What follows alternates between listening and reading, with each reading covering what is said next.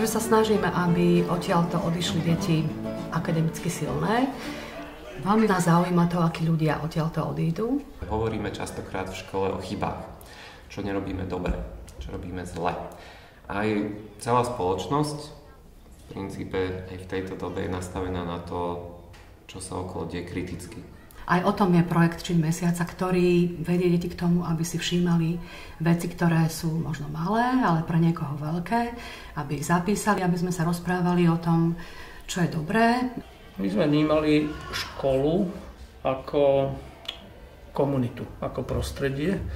To znamená, že do vízie školy sa dostali viaceré dôrazy tohoto typu. Minulý rok sme obnovili Čin mesiaca. Deti majú na každom poschodí krabice, ktoré sú označené ako Čin mesiaca a vedia, že tam môžu odovzdávať svoje nominácie pre udalosti, ktoré videli a zdali sa im hodnotné a vedia o tom, že tieto skutky urobil niekto iný dobrovoľne a nezištne. O Čine mesiaca za mesiac marec rozhodujete vy, máte to v rukami. Takže poďme sa pozrieť, čo tu v krabici bolo.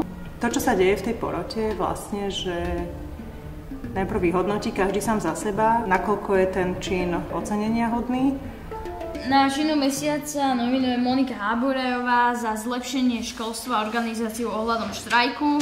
Šimon sa priznal, že neurobil úlohu sám, keď som mu chcel dať plusový bod. Filipko a Šimon povysávali celú 4. A, lebo bola veľmi špinavá. Pomohli pani upratovačke a urobili dobrý skutok. Poslednou dobou má zlé obdobie, nikto so mnou není, až na Paťu a Lukáša, ktorí v kúse stoja pri mne, aj keď som často nezaujímavý. Potom prichádza k porovnávaniu na základe morálnych hodnôt a zároveň argumentácií medzi deťmi. Proste sa podelila o niečo, čoho možno mala aj menej. Budeš ďakovať za to, že niekto má dobrú prácu? Hlasovaním, diskusiou, porovnávaním výberu detí samotné, činy, ktoré postupujú do takého užšieho výberu. Ten proces bol veľmi zaujímavý v tom, ako sa oni stávali tvorcami tých kritérií, že čo je hodnotnejší a čo menej hodnotný čin. No, najzaujímavejšie je to, že naozaj rozprávajú sa o tom, vedia to vyhodnotiť a už to vedia aj napísať. To jemné rozlišovanie, tie nepísané pravidlá, ktoré sa takto rodili, sme vlastne stanovovali postupne. Na Čine mesiaca to bolo zaujímavé, že bez ohľadu na vek každý mal rovnaký hlas.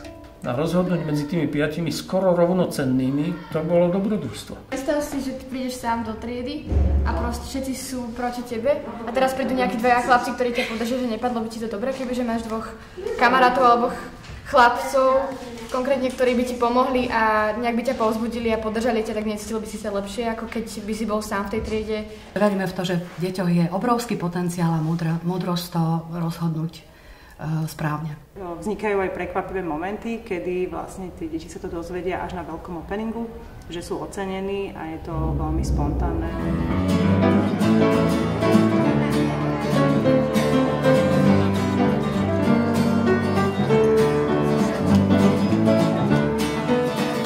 Zaujímavé pre mňa sledovať to, ako sa niektoré veci stávajú súčasťou kultúry. Mne sa zdá byť dôležitá tá samozrejmosť toho. To nie je to, že príde riaditeľ alebo učiteľ a povie, tak sa to má robiť, ale ako deti vtiahnuť do toho, že sú spolumajitelia alebo spoluautori toho, čo sa tu deje. Ja som si všimla, že počas tohto roka sa zmenila klíma triedy. Že deti si jednak všímali navzájom seba, čo robia dobre, ďakovali si. A keď vznikali také konfliktné situácie, tak bolo zaujímavé, že sa už vedeli ako keby postaviť na tú správnu stranu. Nakoniec vyhral jeden čin, čo sme vybrali, lebo sa vedel viac dotknúť srdca.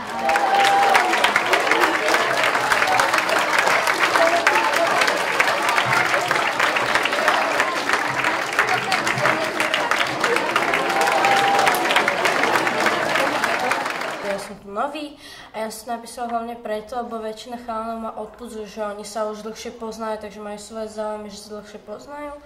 A Paťo so mnou skoro stala v kontakte, takže ten mi v kuse pomáha všetko. A Lukáš mi pomáha, keď tak niekedy cez prestávky, ako jeden z jediných sa so mnou začne rozprávať aj s Paťom, takže oni sú takí jedni z najlepších kamarátov. Zmysel činu mesiaca je podľa mňa to, že nejako poukázať na tých druhých. Je to motivácia byť lepší.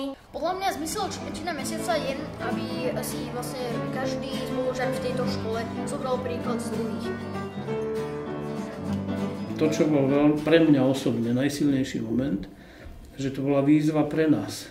Akým spôsobom vlastne my hodnotíme tie činy, alebo do akej miery nechať tým deťom potenciál, aby sami sa učili to jemné rozlišovanie. Mojou skúsenosťou bolo, že niektoré deti to zmenilo. To, že boli súčasťou tohto procesu.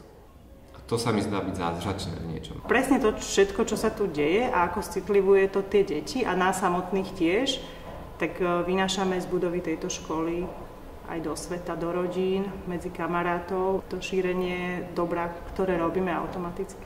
To hľadanie pravdy a možno tej múdrosti životnej je taký nekonečný proces a to je úplne uchvacujúce.